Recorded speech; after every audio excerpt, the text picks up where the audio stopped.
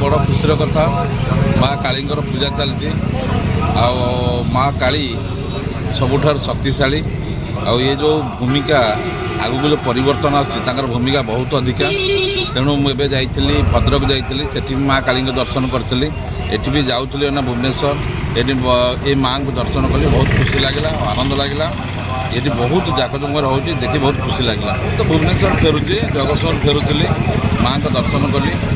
आ माँ बहुत सुंदर है आकर्षण भी होती भक्त कह निश्चय माँ का दर्शन करूँ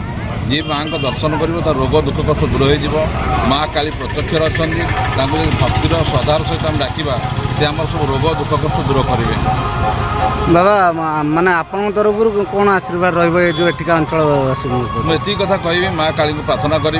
जो मैंने माँ काली दर्शन कर सब रोग दुख कष्ट दूर हो से सुख शांति रुहतु से मनस्कामना पूर्ण हो।